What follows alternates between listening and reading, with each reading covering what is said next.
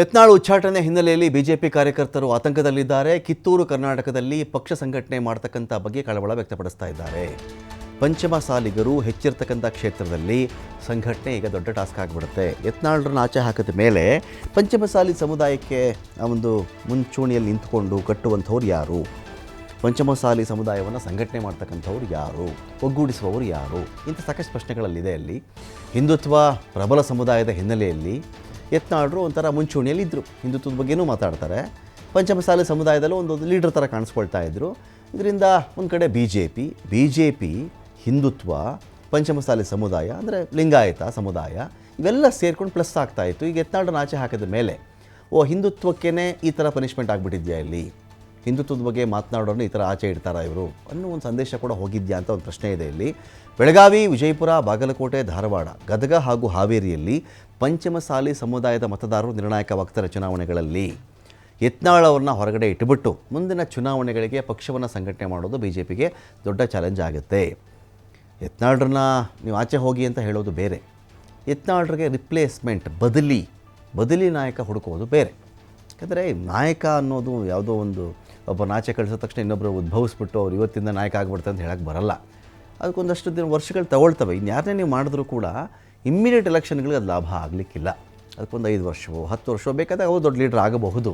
ಅದು ತಾತ್ಕಾಲಿಕವಾಗಿ ಯಾರೂ ಇಲ್ವಲ್ಲ ಅಂತ ಪ್ರಶ್ನೆ ಇದೆ. ಅಲ್ಲಿ ಜಿಲ್ಲಾ ಪಂಚಾಯತ್, ತಾಲೂಕು ಪಂಚಾಯತ್ ಚುನಾವಣೆ ವೇಳೆಯೇ ಬಿಜೆಪಿಗೆ ದೊಡ್ಡ ಹೊಡೆತ ಬೀಳಬಹುದು ಅಂತ ಹೇಳ್ತಾ ಇದ್ದಾರೆ. ಬೆಳಗಾವಿ ಜಿಲ್ಲೆ ಬಿಜೆಪಿ ಕಾರ್ಯಕರ್ತರಲ್ಲಿ ಗೊಂದಲ ನಿರ್ಮಾಣ ಆಗಿದೆ.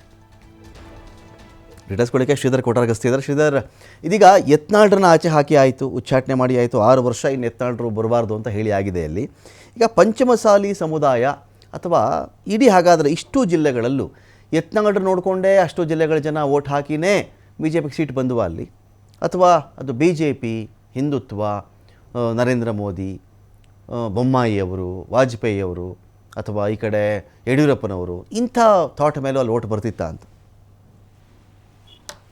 ನಮ್ಮಂತ ಒಂದ್ ಕಾಲದಲ್ಲಿ ಉತ್ತರ ಕರ್ನಾಟಕ ಅಂದ್ರೆ ಏನು ಕಿತ್ತೂರು ಕರ್ನಾಟಕ ಏನಾಗಿದೆ, ಕಿತ್ತೂರು ಕರ್ನಾಟಕದ ಎಲ್ಲಾ ಜಿಲ್ಲೆಗಳು ಕೂಡ ಒಂದ್ ಕಾಲದಲ್ಲಿ ಹಿಂದುತ್ವ ಮತ್ತು ಯಡಿಯೂರಪ್ಪನವರ ನಾಯಕತ್ವದ ಮೇಲೆ ಬಿಜೆಪಿ ಗೆಲ್ತಾ ಬಂದಿತ್ತು. ಯಾವಾಗ ಪಂಚಮಸಾಲಿ ಮೀಸಲಾತಿ ಹೋರಾಟ ಆರಂಭಗೊಂಡ ಬಳಿಕ ಕಳೆದ ವಿಧಾನಸಭಾ ಚುನಾವಣೆಯಲ್ಲಿ ಅದರ ಎಫೆಕ್ಟ್ ಬಿಜೆಪಿಗೆ ಗೊತ್ತಾಗಿದೆ. ಯಾಕಂದ್ರೆ ಉತ್ತರ ಕರ್ನಾಟಕದ ಅತಿ ಹೆಚ್ಚಿನ ಸಂಖ್ಯೆಯಲ್ಲಿ ಕಾಂಗ್ರೆಸ್ ಸ್ಥಾನ ಗೆಲ್ಲುವಲ್ಲಿ ಬಹಳ ಪ್ರಮುಖವಾದಂತಹ ಪಾತ್ರ ನಿರ್ವಹಿಸಿದೆ. ಈಗ ಒಂದು ಅಂಶ ಏನಂದ್ರೆ ಬಸನಗೌಡ ಪಾಟೀಲ್ ಯತ್ನಾಳನ್ನ ಬಿಜೆಪಿ ವರಿಷ್ಠರು ಉಚ್ಚಾಟನೆ ಮಾಡಿರ್ತಕ್ಕಂಥದ್ದು. ಆದ್ರೆ ಈ ಉಚ್ಚಾಟನೆ ಮಾಡಿದ್ರಿಂದ ಏನು ಪ್ರಮುಖವಾಗಿ ಈ ಕಿತ್ತೂರು ಕರ್ನಾಟಕದ ಭಾಗದಲ್ಲಿ ಬರ್ತಕ್ಕಂಥ ವಿಜಯಪುರ, ಬಾಗಲಕೋಟೆ, ಬೆಳಗಾವಿ, ಹುಬ್ಳಿ, ಧಾರವಾಡ, ಗದಗ, ಹಾವೇರಿ ಈ ಜಿಲ್ಲೆಗಳಲ್ಲಿ ಪ್ರತಿ ವಿಧಾನಸಭಾ ಮತಕ್ಷೇತ್ರದಲ್ಲೂ ಕೂಡ ಪಂಚಮಸಾಲಿ ಮತದಾರರು ನಿರ್ಣಾಯಕರಾಗಿದ್ದಾರೆ. ಪ್ರತಿ ವಿಧಾನಸಭಾ ಮತಕ್ಷೇತ್ರ ಪಂಚಮಸಾಲಿ ಮತದಾರರ ಸಂಖ್ಯೆ ಏನಿದೆ ಅಲ್ಲ, ಆ ಒಂದು ಸಂಖ್ಯೆ ಹೆಚ್ಚಿನ ಸಂಖ್ಯೆಯಲ್ಲಿ ಇರ್ತಕ್ಕಂಥದ್ದು.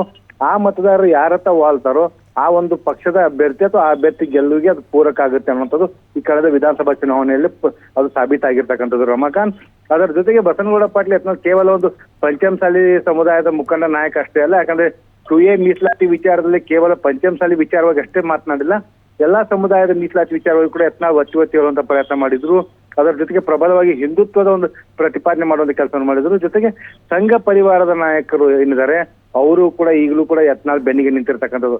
ಅದೇ ಕಾರಣಕ್ಕಾಗಿಯೇ ಈ ಒಂದು ರೆಬಲ್ಸ್ ನಾಯಕರು ಅಥವಾ ಯತ್ನಾಳ್ ಬೆಂಬಲಿಸಿರ್ತಕ್ಕಂಥ ರಮೇಶ್ ಜಾರಕಿಹೊಳಿ ಕೂಡ ಒಂದು ಮಾತನ್ನ ಹೇಳ್ತಾರೆ, ಶೀಘ್ರದಲ್ಲೇ ಯತ್ನಾಳ್ ಮತ್ತೆ ಪಕ್ಷಕ್ಕೆ ವಾಪಸ್ ಆಗ್ತಾರೆ, ಯಾವುದೇ ಕಾರಣಕ್ಕೂ ಹೊಸ ಪಕ್ಷ ಕಟ್ಟೋದಿಲ್ಲ ಅನ್ನೋಂಥ ಮಾತನ್ನ ಅವರು ಒಂದು ವಿಶ್ವಾಸದ ಮಾತುಗಳನ್ನ ಆಡ್ತಾ ಇದ್ದಾರೆ. ಇದೆಲ್ಲವೂ ಕೂಡ ಒಂದು ಬಿಜೆಪಿ ಆಂತರಿಕ ವಲಯದಲ್ಲಿ ನಡೆದಿರ್ತಕ್ಕಂಥ ಸಂಘರ್ಷ. ಏನಂದ್ರೆ ಈ ಯತ್ನಾಳ್ ಬಣ ಆಗಿರ್ಬೋದು ಮತ್ತು ಯಡಿಯೂರಪ್ಪ ಬಣದ ಮಧ್ಯೆ ಒಂದು ಹೊಂದಾಣಿಕೆ ಮಾಡುವಂತ ಪ್ರಯತ್ನ ಆದ್ರೂ ಕೂಡ ಯಾರು ಕೂಡ ತಮ್ಮ ಸಿದ್ಧಾಂತ, ತಮ್ಮ ವಿಚಾರಧಾರೆಗಳಿಗೆ ವಿಚಾರದಾಗ ಬಿಟ್ಕೊಡ್ತಲ್ಲ, ತಮ್ಮದೇ ಆದಂತ ಒಂದು ಹಠ ಸಾಧಿಸಲೇಬೇಕು ಅನ್ನೋ ಹಠ ಹಿಡಿದಂತ ಕಾರಣಕ್ಕಾಗಿ ಈಗ ಯತ್ನಾಳ್ ಉಚ್ಚಾಟನೆ ಆಗಿದ್ದಾರೆ. ಹೊರತಾಗಿ ಮುಂದಿನ ದಿನಗಳಲ್ಲಿ ಪಕ್ಷ ವಿರೋಧಿ ಹೇಳಿಕೆಗಳನ್ನು ಕೊಡೋದಿಲ್ಲ ಅನ್ನೋಂತ ರೀತಿಯಲ್ಲಿ ಅವ್ರಿಗೆ ನಾವು ಬುದ್ಧಿವಾದ ಹೇಳಿದೀವಿ ಅನ್ನೋಂತ ಮಾತನ್ನು ಕೂಡ ಇಲ್ಲಿ ರಮೇಶ್ ಜಾರಕಿಹೊಳಿ ಹೇಳ್ತಾ ಇದ್ದಾರೆ. ಇದೆಲ್ಲವೂ ನೋಡೋದಾದ್ರೆ ರಮಕಾಂತ್, ಯತ್ನಾಳ್ ಉಚ್ಚಾಟನೆ ಏನಿದೆ ಮುಂದಿನ ದಿನಗಳಲ್ಲಿ ಬರ್ತಕ್ಕಂಥ ಏನು ಜಿಲ್ಲಾ ಪಂಚಾಯತ್, ತಾಲೂಕ್ ಪಂಚಾಯತ್ ಚುನಾವಣೆಯಲ್ಲಿ ಒಂದಿಷ್ಟು ಬಿಜೆಪಿಗೆ ಇದರ ಒಳ ಹೊಡೆತ ಆಗ್ಲಿದ್ದಾರೆ. Ramakanth, thank you Sridhar. ಪಂಚಮಸಾಲಿ ಸಮಾಜದ ಸಹಯೋಗದೊಂದಿಗೆ ನಾಳೆ ಜಮಖಂಡಿಯಲ್ಲಿ ಬೃಹತ್ ಪ್ರತಿಭಟನೆ ಇದ್ದು, ಪ್ರತಿಭಟನೆ ಉದ್ದೇಶ ಇಟ್ಟೇ ಯತ್ನಾಳ್ ಅವರ ಉಚ್ಚಾಟನೆಯನ್ನ ಮತ್ತೊಮ್ಮೆ ರಾಷ್ಟ್ರೀಯ ನಾಯಕರು ಪರಿಶೀಲನೆ ಮಾಡಬೇಕು, ಅವರನ್ನು ಅತ್ಯಂತ ಗೌರವಯುತವಾಗಿ ವಾಪಸ್ ಕರ್ಕೋಬೇಕು. ಭಾರತೀಯ ಜನತಾ ಪಾರ್ಟಿ ಉಸಿರಾಡ